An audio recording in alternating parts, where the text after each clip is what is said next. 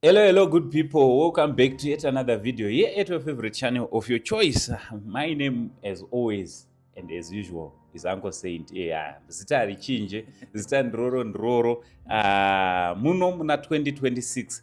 Gore ratakataiwa, gore rinoitoda kuti tinge ita ma-programs akasiyana-siyana. So, sometime last year, ndakataura namai guru wangu, tanga tichitaura manje tichiti manje tiaita sei toti ani nani tikati amai guru tisade kunyepedzera.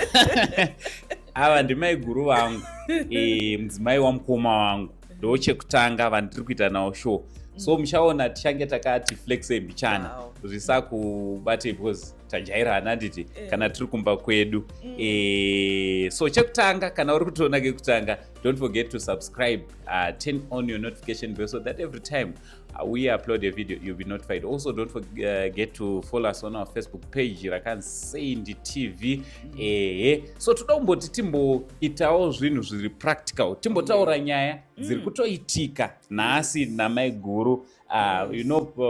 Ndiri baba vevana, ndiri mwanawo futi. So tine zvakawanda zvatinenge zvinenge zvichiitika tichidzidza mukureza vana nekudaro. So tati kuna mai guru chimbouyai tinge tiri tinokurukura. So mai guru vangu vandakagara nawo panapa nhasi, munhu wekuti ndikada kuti nditange kupai profile yavo tingatopedza zuva rese. Chekutanga, she is a mother, she is a wife, she is a leader, anditi she is a Christian. Munhu anotya Mwari zvakanyanya, munhu wandoziva kuti munhu anotya Mwari zvekutodaro. Vachinzi ivo Tendayi Anna Phiri. Tendayi Anna Phiri, but inini zvichandiremera kuti ndivadane zeroro obviously, but ndichange ndichivadana sezvatinongoita tiri kumba. Chimwe chinhu chamuri kufanira kuziva, mai guru vangu ndifounder venonzi Thriving Lives. Takona here? Yes, Thriving Lives Christian Counseling Center. Yes.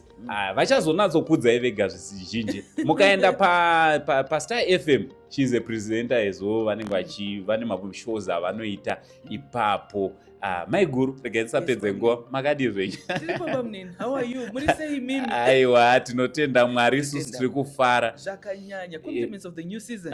Tinotenda nemiwo zvakare. So mai guru, ndafara zvakanyanya kuti mauya nhasi. Wow, thank you.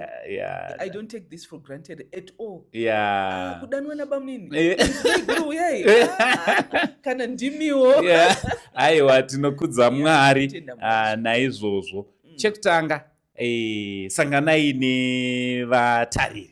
Hello vatariri, makadi zvenyu. Moyo wangu unorumbidza nokukudza Mwari zvikuru. Yes, Pamnini talked about Thriving Lives Christian Counseling Center. Through God's grace, Thriving Lives was born out of a certificate yandaidzidzisa from United States, Pamnini. Yes. And it was specifically made to answer my problems in Africans. All right. Because most of my counselings makaona mazhinji pamnini ndevarungu, background yacho ndevarungu, but this one it was specifically for Africans. All right. So we have my pastors edu kuma church, we have my community leaders edu, we have even mabasa. You find that they've not been trained in counseling. Yes. But do vari padhuze nevanhu. They are people helpers. Ukaita dambudziko uri kubasa, munoenda kunani? Munoona supervisor wenyu handizvo here? Ndizvo. Makaita dambudziko muri kuchechi, munhu akaita problem anoenda kunani? Kuna mufundisi. But has mufundisi been trained to be a pastor? Yes. Saka muri kuona kuti tine nyaya hombe ipapo. And my secular counseling, they don't answer Christian problems. All right. So this is where Thriving Lives Christian Counseling Center is coming. All right. It's coming kupa ma Christians, the counseling, the psychological side, but also the biblical view. So that's what Thriving Lives is all about. And also to train them. Some can train even in Mimba Mninkalamshoda. Uyai. Zvatodaiwo indiritori munzira kutoti nditodi nditouya. Yeah, so mai guru, nhasi toda kuti timbotaura pamusoro pezvinhu zviri kuvhiringa vanhu vakawanda vari kungoshaya. Mozva kana zvingotaurwa pese but Yes. vanhu havasi kunzwisisa kuti chinombova chii. All Toda right. kuti titaure pamusoro peinonziyo mental health, but takatarisa nemayouth, All so right. tiri kuti youth mental health. Wonderful. Tisati tataura zvizhinji, chinombonzi mental health chinombova chii? Because Okay. mazuva nowadays unongonzwa munhu achingoti mental health yangu, mental health exactly. imhuka ipi iyoyo? Ndoda kukubvunza ibamunini because ndoda kubvisa myth iripo Alright. anditi manyepo. Alright. Ndovadati kana kuti bamunini shamwari yangu yarwara anditi mama nditi warwara neiko maiguru ndati kunge mentari chaiyo, kunge mentari. Munofunga ibamunini? Inini kutaura chokwadi kukangonzi munhu ari mental ndototi akutopenga kutohanya kutomhanya mushini. Bamunini, I'm hoping at the end of our discussion vanhu vachadzidza kuti manyepo. Alright. Tese tikasabata mafungiro edu zvakanaka unotomboita ma-mental disorders. Alright. So mental health is what we want. Hutano hwepfungwa, this is what we want. Alright. Chatisiri kuda ma-mental disorders. Okay. So mental health zvinhu zvakaita sei zvakanaka, zvakaipa zvatisingade ma-mental disorders. Alright. Ende kazhinji zvinouya nekufunganya. For the Christians out there, vamwe mboti zviri here mubhaibheri zvamakutaura izvi. Proverbs 12:25 inoti worry, anxiety, anditi in a man's heart causes depression. Alright. Excessive worry. Hamusati mambofunganya here bamunini? Zvakanyanyisa. Saka wakaita wakafunganya for constantly for more than 2 weeks. My issues such as depression, anxiety, they start kicking in. Saka tichibvunza kune vatariri vedu, hausati wambofunganya for more than 2 weeks. Hana yangu iri kurova, wakuita mapalpitations. Wesi wakasarara, wakutanga kuona vanhu, ndikuona varoi. Wakuona ma-hallucinations, but you have not been sleeping for 2 weeks. Pamwe unongonzwa kuneta, undomuka makuseni pamunini, wakatoneta, kuseni kuno ndiri kungonzwa kuneta, ototanzi ndashandiswa nevaroi manheru. Usiku wakarara zvenguva yakaita sebamunini, kuneta iko kwakuenda. It's not your physical body that is tired. Wakaneta mupfungwa. Chiri kunyanya mayouth mazuva ano. Nyaya dzema-suicide attempts, ma-suicidal thoughts, zvinotanga mbijana bamunini nekufunganya ikoko. Woshaya anokubatsira. Zvoramba zvichiita sei? Chirwere chikuramba chichikura. Otanga ari ma-mild depression, zvoita ma-major depression zvichidaro. Munhu wakutanga wakutora substance. Because emotionally you are pained, and that pain ye-emotion bamunini haina chinoivhara. Makaita chironda imimi kana paruoko, munoisa kama-betadine, munoisa mabandage, tichitoona kuti zviri kupora. But chironda chemwoyo, mavanga emwoyo bamunini haana ointment inoitika. Unotodawo mumwe munhu wokupungurira, mumwe munhu wokutaurira. This is where counseling comes in. Alright, so nhasi toda kuti tinyanyofocus apa zvakanyanya nezvemayouth, because tikada kutarisa kuti zvose zvamataura kuti mayouth edu zvanhasi, tikada kuenda pastatistics kuti tinobvunza kana kune vemutemo vanokudza kuti vechidiki vakawanda vari kuzviuraya,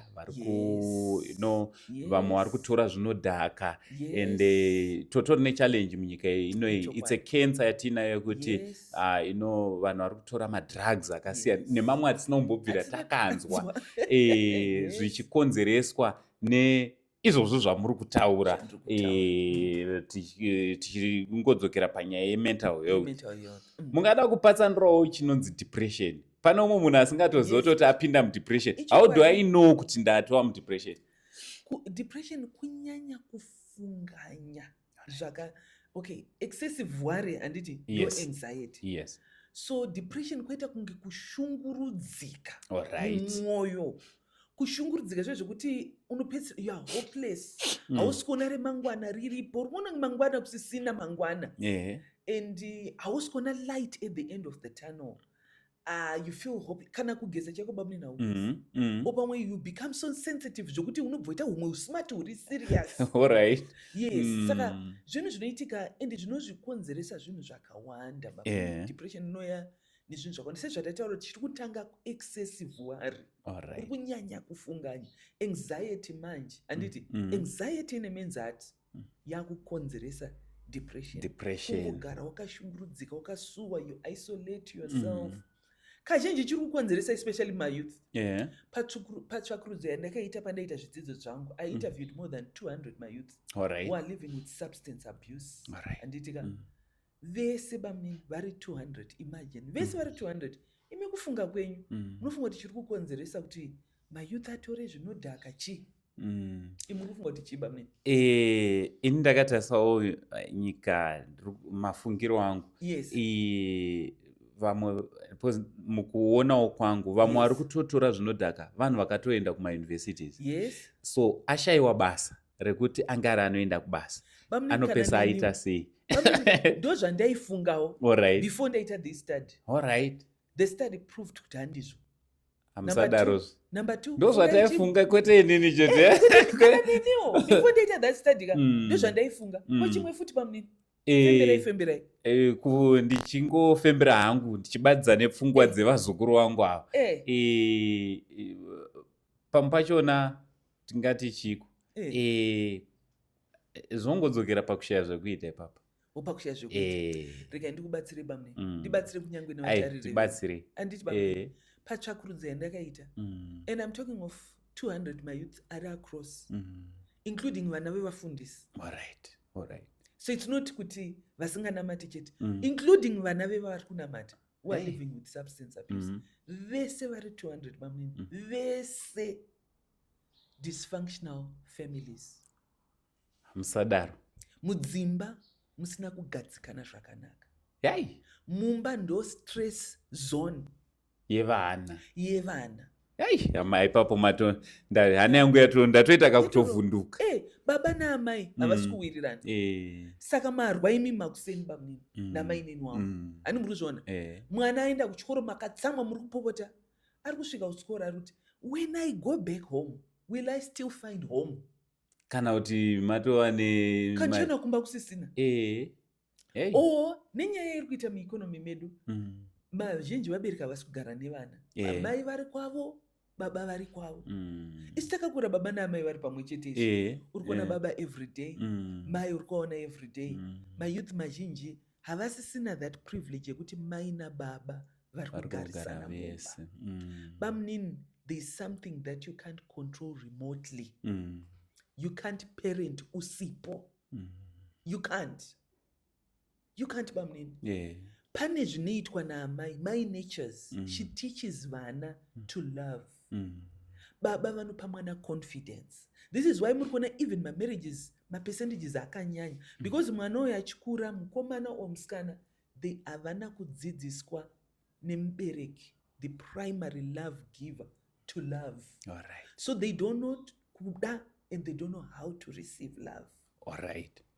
Saka homes, most dysfunctional homes. There was another presentation that I went to, and they don't want to ndizvo here. And a rehabilitation center, and they were taking care of my caregivers. Even varushengita vana vane substance, varikurarama ne-substance abuse, handiti? Saka my caregivers, ndakabvunza kuti ndichingotsvaga ma-statistics. How many of us here vari ana nababa mudzimba? You find it for the boy child bamwe nyaya identity inokosha. Ima ndiri munonzi Feremenga. Ndizvozvo. Ndosene menga. Ko mwana akura pasina baba.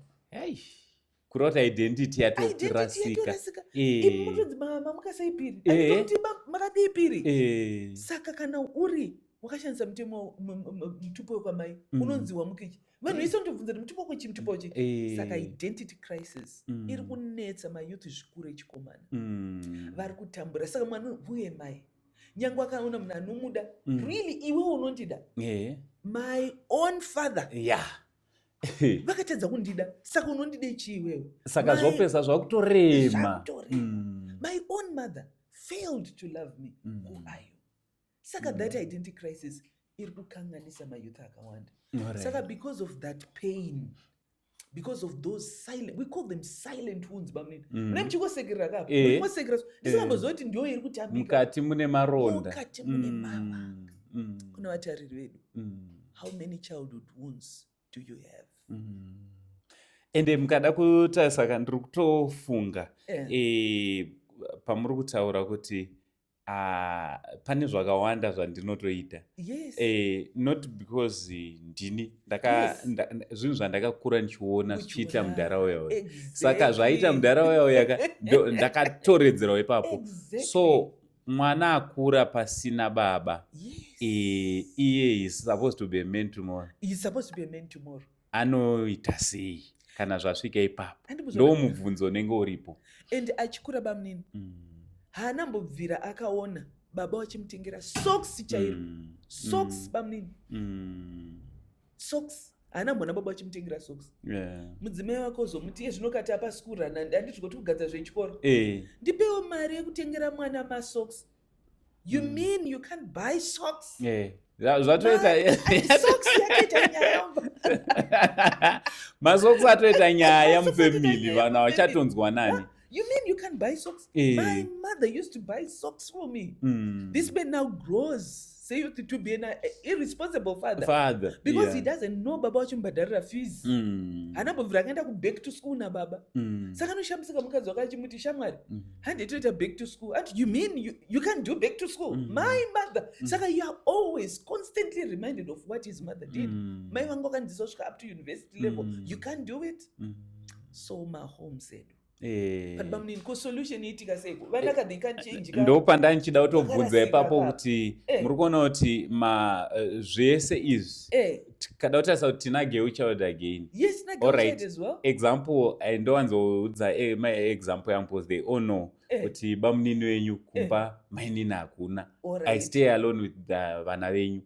And zvadaro indrungodzidzisa sababa. There's no way yekuti ndichadzidzisa vasikana vevega samai.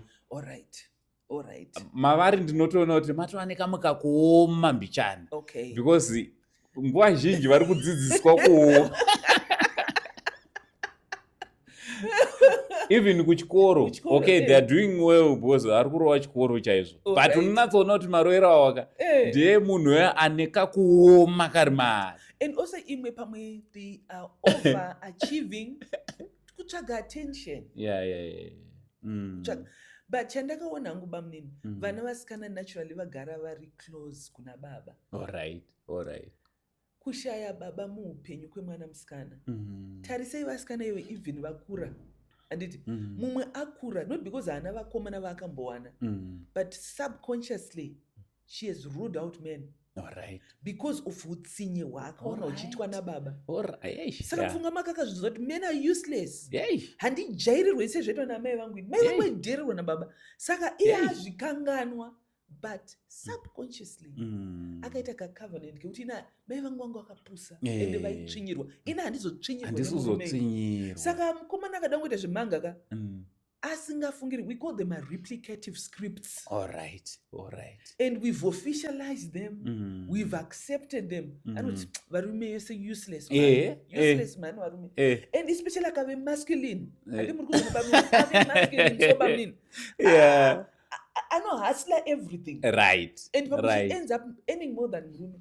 Akuchanga kutona kuti baba vake in that man. We call them replicative scripts. Murutondibatsira. This at the time ndakaenda pandaita ndaita taya panje. So ndakasvika paigadzwa matai. Then ndobva ndaona pane mudzimai anga aripo. Ndo ndatoti ndiri kutsvaga vanhu vanogadza matai. Haana kutaura. Angobvunza tai racho roda kugadzwa ndiripo. Ndo ndati obva totora spano bva tanga utodi. So ndakazomuti wait. Mumhanye munokuwara zvikanzi no kana matraki ndikati okay. It's okay. Chitaurai nyaya yenyu. The way you are doing. She broke down. Ubatanga kutaura zvikanzi zvandakaitwa so zvandakaitwa kwandakabvawo. So ndakazodecide kutsvaga basa rinoda power. Saka ndiri kupedza energy yaya yese ndiri kuipedzera. You've just mentioned something. Hatisi kufanirwa kukurumidza kujaja vanhu. Alright. Even vari kutora zvinodhaka bamunini. There is a story behind a story. Those are mere symptoms bamunini. makanyatsoona sezvamakaita nemudzimai handiti makati ndiudze nyaya yenyu. That's exactly what they want. Vazhinji vari kupinda into alcoholism, vazhinji vari kupinda because vashaya a listening ear. Hakuna, nobody cares kumbonzwa kuti chii chakonzeresa. Exactly. Tinotanga nekungojaja. Tongotanga nekujaja. Mumwe akafirwa chai, baba wako akafa, mai vake vakafa. Haana kunyatsokuchema zvakanaka. What we call unresolved grief. Saka ari kungotsvaga kuti aungudze. Pamwe panovatariro vedu pane ari kuda kudaro, we can help them, we can assist them. O mumwe akarambwa bamunini, inotambika kwangonyura. Apa baba rejected you, mai rejected you. Now mukomana omusikana waita has rejected you. Chigo, my replicative scripts that are happening. You can choose today to write a corrective script. So inzwaika panapa zvataita tatirege tidane nyanzvi ana mazvikokota vakazvidzidzira basa iri. Unogona uri kutopinda through a lot. Aiwa namba ndodziri kungomhanya pascreen idzo. Unokwanisa kunge uri unotosvikawo panzvimbo kana kuvafonera woona kuti ungabatsirike sei, nekuti ichokwadi kuti kunze uko vanhu vakupedzisira vakuita zvavasingafaniri vachiita. Vanhu nokuda nyika ine mazuva ano kune saying yekuti hanzi the world is not friendly. The world is harsh. World yacho iri kurehwa ndini iwe nini newe tisiri kuti tine ukasha, hatisi friendly.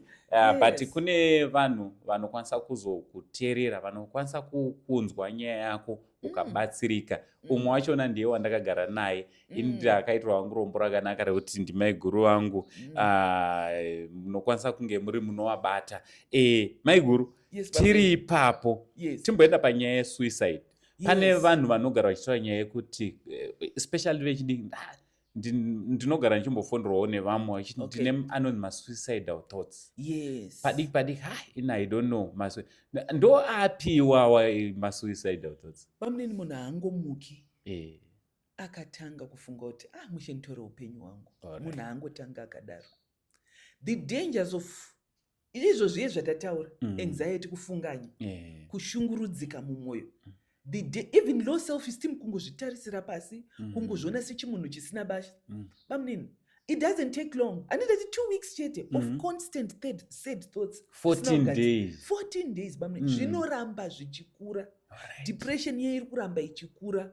Waita ma-wrong coping mechanism, watanga zvedoro zvaramba, waita zvesubstance zvaramba, ndikuzvona. Unopedzisira unonanga, ina handisi kuona hope at the end of the tunnel. And I don't see any reason to live. Already kana utotanga kuita ma-thoughts iwayo. Those are suicidal thoughts. Munhu iye akutofunga kutora upenyu hwake. And makada kutarisa, ma-statistics say madzimai vanonyanya kufunga kutora upenyu hwavo kupfuura vanhu vechirume. Alright. But vanozonyatsa kufa chaizvo nekutora upenyu hwavo vanhu vechirume kupfuura vanhu vechikadzi. Sei pamunini? Munofunga kuti ichii?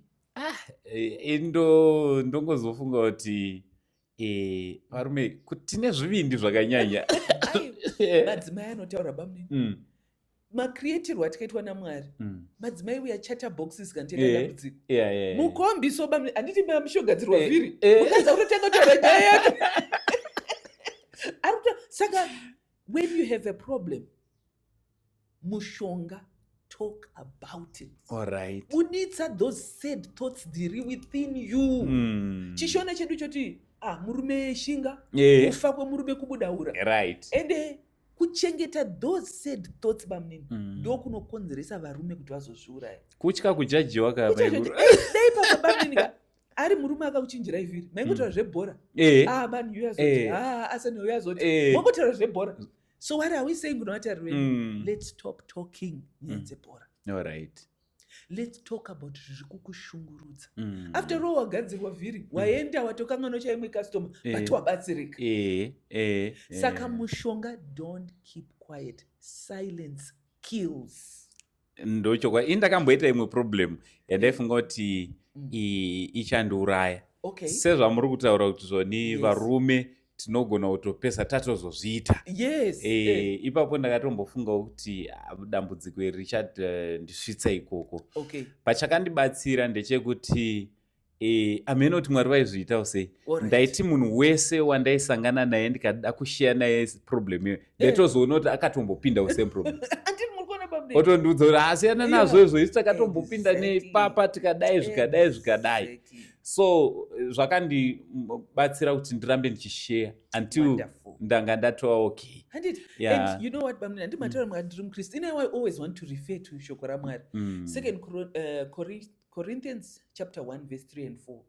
Inoti praise be to God, the Father of all kindness, the Father of all mercies, and all kindness, all mercies, who comforts us in all our afflictions. So for every affliction, there is all comfort.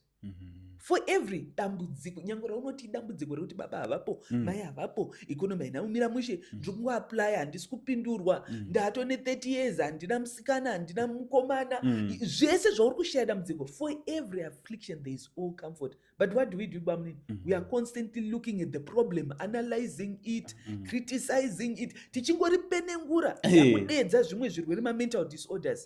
But there is all comfort. Bamni Steve, I'm here. Bamni I'm here. Bamni Saint, I'm here. I'm here. All comfort is there, Bamni. When you focus, when you refocus, Bamni, on all comfort, you heal. You start seeing good. Chauya nedambudziko iri ndechekuti now I'm closer to my children. Ani muzvona Bamni. Ndimi mato padhuze nevana every day. Every dambudziko utotaura nechina Bamni. Inga ndo patoya comfort yacho yekuti now ndane bonding nevasikana nevana vangu and hamuna musarinya wamunoita because munomhanya kumba muchiti vana vangu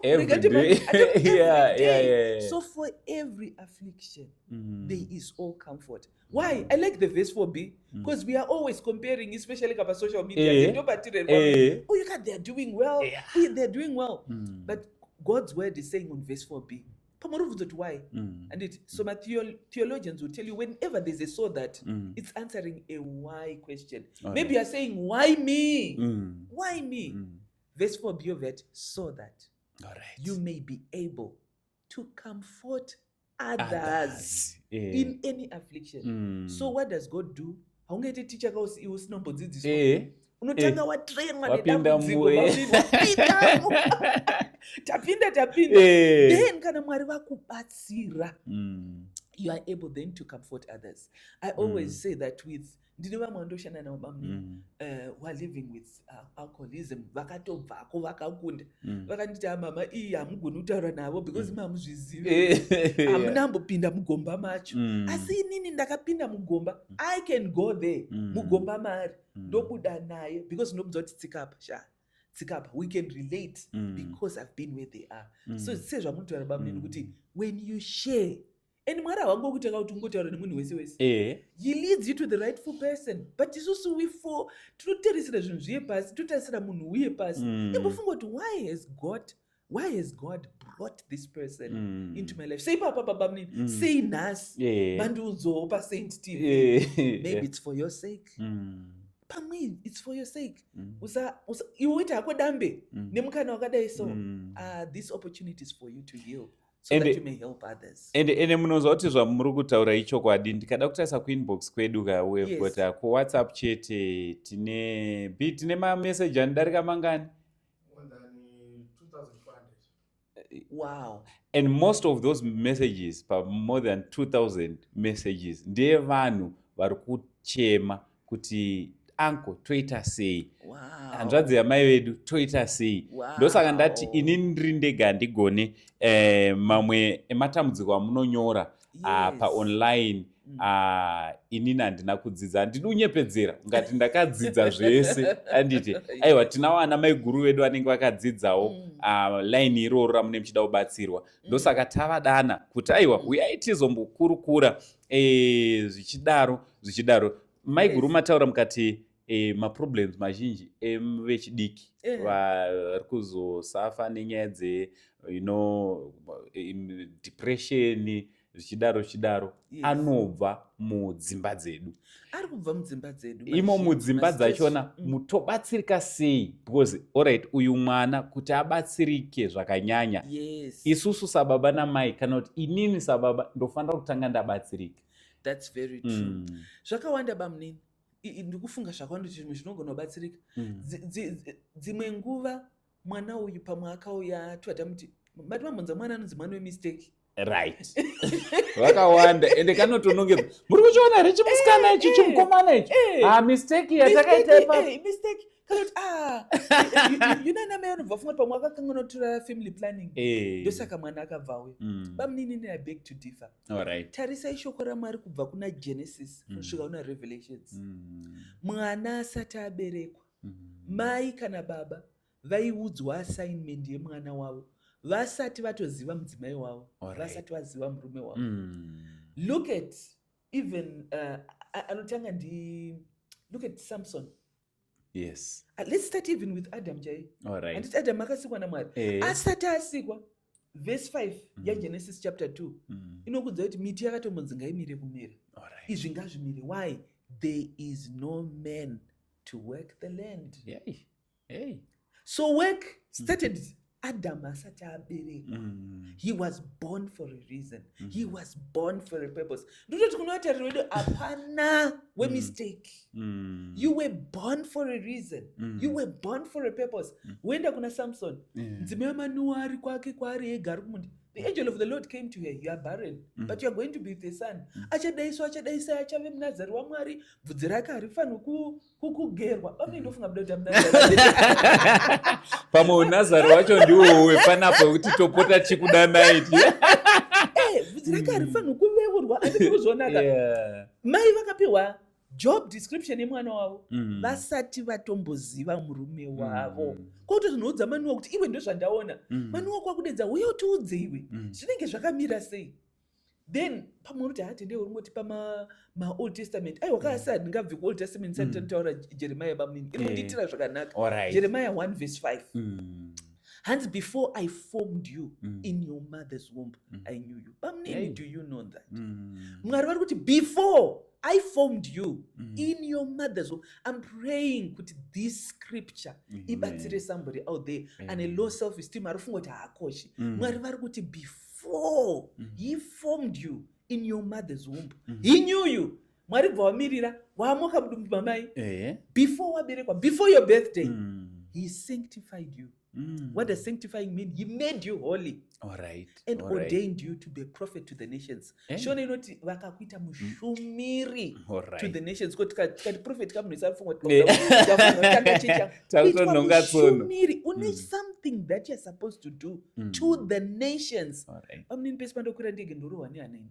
Kuti ndege yakafungwa nemumwe mwana akaberekwa nababa naamai sei. Saka ndakabarirwa dzei. Pamnini makabarirwa dzei. Iwe wakabarirwa zvokuti uzviuraye. Ndozvawakabarirwa. Mwari vari kuti before I knew you, before I formed you, I knew you, and I made you mushumiri to the nations. What are you supposed to do to the nations? That's Jeremiah. Andika mu New Testament. Jesu chaiye asati aberekwa. Mary angaziye Joseph here? Kwete. Angasati, but she was told job description. Raishi wedu Jesu Kristu. Even the Holy Spirit had not come upon her. Tikaenda kuna John the Baptist, Zachariah ari muchechi kapai. Abva unzonzi munamati wako zvinoita sei wapindurwa. You are going to have a son. Opiwa job description yemwana. Achirimo asati aziva Elizabeth. You know what? Upenyu hwauri kurarama huri mashure mepurpose. So purpose iri kukosha. Hazvina basa uri muzoni yakaita sei, stressful zone yakaita sei. Pamwe ndo huni dziri kukubika to achieve greatness. Because gold chairo bamunini kana sina ubikwa. It's not pure. Hari chaiyo. Makagara kuReserve here. Ndakambogara kuReserve. Akamuya pavai nyangu variita pottery. Wakaumba hari. Yatosimba here isati yapinda muoven. Inopinda muoven bamunini mumoto mune heat. Yotsuka kuti piriri. Ndiwe iwewe. Kubikwa. To be a prophet to the nations. Saka hari yakachema kuti ndabikwa ndatsvaida ndichazvida ndanyanyotsva. you won't achieve your greatness. Go for greatness. I hope this has inspired someone. But handisi excuse my parents bamnini kuti vakonzerese mahomes to be my stress zone. Tichinetsana tichishungurudzana ngatifungei vana vedu. Yes. Vamwe pamwe it has nothing to do with them. Pamwe replicative scripts. They took it all from baba vangu vakaoma mwoyo. Very authoritarian. Mai vangu vari authoritarian tonga netsvimbo yedare. But you can choose today because uri paTV paUncle Steve aditi not Uncle ani bamni. Uncle say it izvozvo zvekumba izvozvo. Exactly, because you can choose today to love your children. And this could be some temo. Hey, what you're doing well. But you know what you mean the world to me. Because I don't know my baba. I just chiremere. So appreciate man. Kungoziva kuti you salute umwari wakaiswa naMwari nyanzvi. Because kuna vari kuvatsvaga vana vabamnini, vari kuvashaya, vari kudya ndove yenzou kuti aite mwana babamnini, vari kubhadhara zvakawanda kuti aite mwana, but wongomupiwa mahara. There is a greater reason. Honor that reason. So sevabereki you can choose today. And sometimes maybe it has nothing to do with your parents bamnini. It has nothing to do with your parents, but you are a pace setter. Mugeneration yekwenyu. Tarisai kwenyu bamnini. Kwaferemenga pana ari kuita zvamuri kuita here izvi. I think ndiri kutotanga we. Saka kana uri pace setter bamnini. Kana uri pace setter. Unonzi ndiani yeni? Mafikizolo. Nyangwe mufilming industry. Who is this one? Saka you face my hardships because urutanga zvinhu zvinyowani. Because my replicative scripts ekuside kwenyu anenge angori epoverty bamini. Pamwe ndeurombo, pamwe tiri kudya zvitema zvemadzitateguru edu zvekudhara. And you are trying to write a corrective script. Sometimes you face hardships, not because you are wrong, but because ndiwe kutanga. So go for greatness. Don't settle for second best. I hope pana ari kubatsirika bamnini. Avava mukaona munhu asina kutobatsirika ipapa ameno kuti chii chinenge chatoita anenge asingatongobatsirike, but chokwadi chaichai ane nzeve dzekunzwa ari kunzwa zviri kutaurwa panapa. Maybe oita hangu mubvunzo wangu wekupedzisira zvanhasi inzwaika imi makasununguka kunge muri munonyora mumibvunzo yenyu kucomment section, makasununguka kuvanyorera pangari paWhatsApp pavo mombowanetsa handiti pane dzimwe nyaya dzamunonditumira ndofunga matodziona kuti the rightful person to answer nyaya idzodzo ndimai guru wangu. Ndosandava kuti mai guruka nesuwo tinotombomanyawo kwavari kuti mai guru apo panetsa tipindurire maanswers aripo. Tichipeta what's the way forward kune wechidiki wanhasi kuitira kuti angari asazopindewo panyaya yekuti azopinda mudepression, anxiety zvichidaro. Way forward yewechidiki. Alright, tiri kutaura kuti tinavo vasikana tova ne30 something years asati awanikwa. Akutobvunzwa kutoti vamwe vachaende kumafamily gathering vakutya kubvunzwa kuti kwaiva usati waroorwa. Apa anenge ane basa rake rakanaka mwanasikana, but zvakutomukanganisa. Voita sei vana? Bamini chekutanga ndoti vazhinji ngavauye counseling. Alright. Because we want to assess, because it's not a one size fit all. Alright. Hazvina kufanana, zvakasiyana. Mumwe bamini agara kudaro because pamwe aichengeta vaning'ina. Anditi baba naamai vakafa and they became a parent too early. Achichengeta vaning'ina. Andi muri kuona? Saka aifunga kuti ndikakurumidza kuroorwa anozochengeta vaning'ina vangu ndiani. Saka mumwe uyu bamini. Mumwe ari kudaro because akabva kudysfunctional home. Baba naamai vanga vasingawirirani, saka vanhu vechirume yanga akati ina handiroorwe. Handimuzvona. Mumwe uyu ani mavanga arifanwa kupora. Mumwe uyu bamini ndizvi kuti Mwari assignment yavo haisati yakwana. Time yaMwari haisati yakwana. So first and foremost, tibati for counseling. We assess your situation and we deal with you as an individual. Bamini we have more than 40 ma-counselors ku-thriving lives who are available to help you. Saka musazoteti kuti maiguru vangori 1 vanotipedza tesere. We do online for those who are overseas. We do online counseling as well. But last but not least, zvide. All right. Self-love.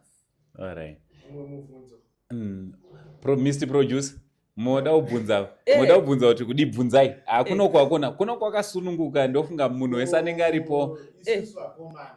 Yes. Uya natsoya panapa uya tikupe microphone unatsobvunza zvakanaka unozogadzirisa bvunza zvako uripo ko isusu vakomana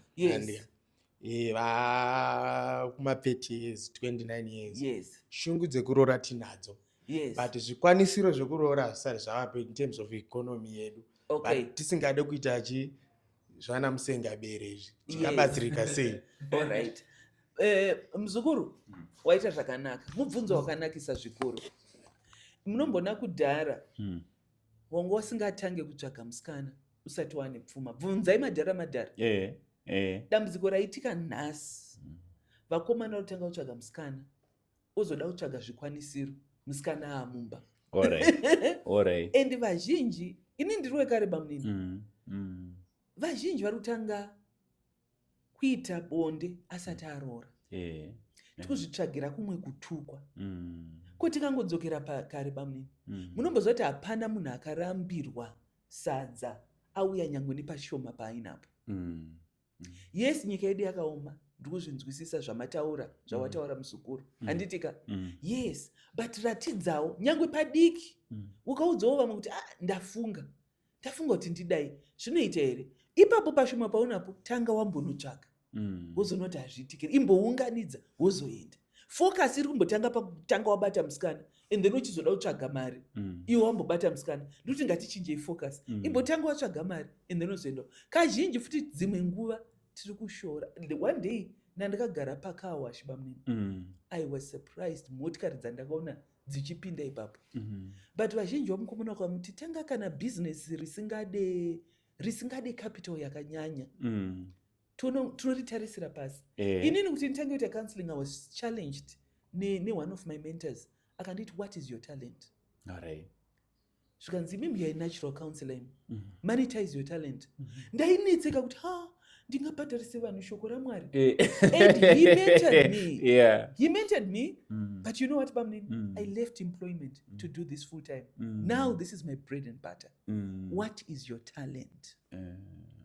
Vazhinji tikutarisira talent redu ratinaro pasi. Toda kuenda kubasa. Maindustry akusisina Bamnin. Akusisine. In when I started working kwa employer wangu kwangandiri, we're more than 600 employees. Taiti chita payroll soka, it would be a full week. But you know, when I retired, Bamnin, we're less than 100. Hey. Less than 100. My accounts department tateka zara tiri hobo. But when I left the accounts department, mamsisina vanhu. Machezes. Why my computers akatora most of my bus? Look at my post office, Bamnin. What's happening in my post office? Achiri kwere, achiri kushandere. Pane sorting office iri kwana airport road yona. Yakavakwa gore yapera. Vanhu vakutama email. Pana chiri kunyora tsambere. So the world is changing. Saka look at your talent. Don't minimize it, muzukuru wangu. What is your talent? Yeah. Isusu vamwe takangoona kuti zvoni zvekutaura tichiita zvatiri kutoita izvozvo takatozvimonetize. Handiti muzviona? Tiringoshanda chatinoita kungoita chetika, unozotanga kukudzidza uchitoita zvichitofamba uchiresearchawo, Mwari vachikomborera. Look at Les Brown. Les Brown ari kubhadharirwei. Trevor Noah ari kubhadharirwei. Anonzi ani ndoro amunoenda kuti ari kubhadharirwei. You know, what is your talent? Chete kuti zvimwe zvinhu zvizhinji especially in our culture takajaira kuti topa mahara. Mbeu yenzimbe unopa mahara. Mbeu yembambaira unopa mahara. Masakatire. Hati mukuza topa mahara. But pane gore reCovid bamuni ndakarima mambaira. Ndakatonoti mbeu yemambaira ine mari kupfuura mambaira yacho. All right. Makutengesa mbeu yayo. Yes. Munhu akanditekesera akauya nekombi yanga yakazara mari yandakabudisa so ndichitenga mbeu yembambaira. Iyanga nezitsapo remari. So tajairira kupa zvinhu mahara, tajairira kuenda unoklinira vanhu dzimba mahara, but what is hygienic services all about? Andimuzvona kuklina. So kana zvamboramba tsvagawo maservices even kana kuklina kana kuita sei, kuchengeta vana vanganonoda kuchengeterwa, ngatiregedzei zvitarisa pasi. Let's make it lucrative. I always say mamarkets aya anotengesa mavegetables muzukuru asiyana nembare musika. Vese they are selling vegetables, but iwewe unozviita zviri makambona anotengesa mavegetables ari motikari nyange yakafa zvayo, zvakasiyana neari kutengesera pasi. So I'm saying, what is your talent? Even that widow akaenda kune the prophet akati murume wangu akafa, macreditors avazotora vana vangu kuti avatengese, akanzi naElijah, what do you have? Maona kushora kwakaita, I only have a little oil. Akatoiti a little oil. Kuratidza kuti aishora. And she was blessed from that little oil. Mzukuru wangu, what do you have? Start from that little oil. And I'm praying kuti anyone anzwa this word and they want to start from that little oil, Mwari varopafadze your little oil. Ugozoudza Uncle Saint, but you know what? That episode yamakaita iye, I started from my little oil. And look at where I am today. Usazvishore, usazvitarisire pasi. You were ordained to be mushumiri to the nations. Amen. To the nations. Amen. I hope wapinduka mzukuru wangu. Aiwa tinotenda. Imimo kana mune maquestions enyu pamaepisodes ari kumberi munonyora pasi and then motinyorera tozomapindura mibvunzo yenyu, nekuti aiwa hatisi kugumira nhasi, ticharamba tichienda mberi tichikupai mamwe maepisodes. Zvandiri kutenda kuti neniwo ndakatogara panapa ndabatsirika zvakanyanyisa. Katoita kacounseling session kangu. So ticharamba tichikupai maprograms awa namai guru vangu. Mai guru vangu anonzi Tendayi Anna Phiri. So mukangozonzwa pangari paredhiyo pachinzi Tendayi Anna Phiri, ndo Tendayi Anna Phiri wachona.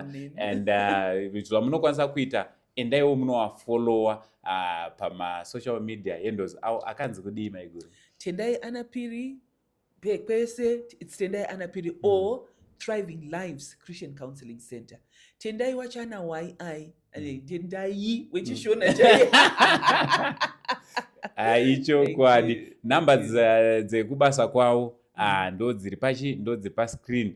Ipapo munokwanisa kunge muri munobatsirika. Endai munofollowa masocial media endos, mobva mafonera moona kuti tingabatsirike sei senyika. Ndambonzwa umwe mutauro wakataurwa nevakuru ukanziwo nyika inovakwa nevenwayo. Ava venwayona ndo kutovaka, tikavaka vechidiki kureva kuti tiri kuvaka ramangwana renyika yedu. Mai guru, maita basa zvakanyanyisa, matikomborera panapa. Totenda Mwari. Kana neniwo bamunini, it's my passion. Panodaro pano ndo machechi kwavo, or even a speaker for my youth conferences. Yes. It's my ndonzwa zvichinditira bhoba.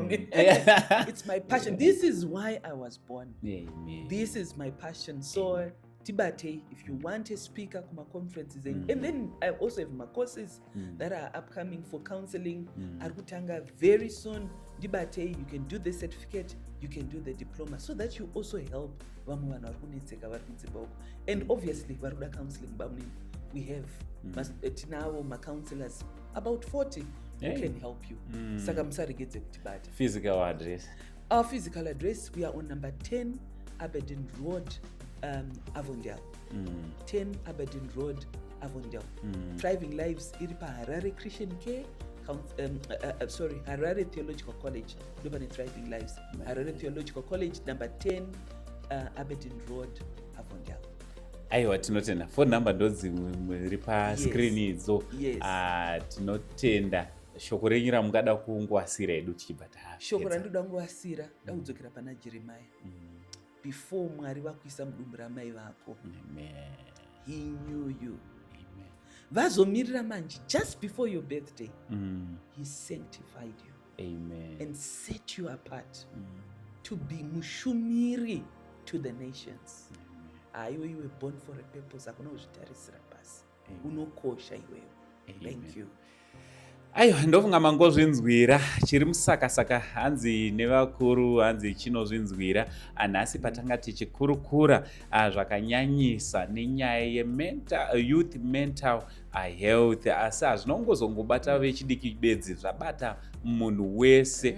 Kureva kuti zvoni kuti panzi pane wechidiki anovakwa nevanhu vese. Tichakura takanzi mwana ndewe-community yese, kureva kuti zvoni wechidiki kuti anga ari anonzi ramangwana ave munhu mukuru, zvinotobva kune munhuwo mukuru akakundikana neakagona tichibatsirawo vana vedu kuti vange vari vanoenda mberi. Zita rangu semazuva ese ndinonzi Uncle Saint, the only Zimbabwean uncle achigotwe mumba mana mama. Nhasi ndanga ndichifamba ndina mai guru vangu vanonziwo Tendayi Anna Phiri. Aiwa, pari nhasi tichiti it's much love and God bless you all.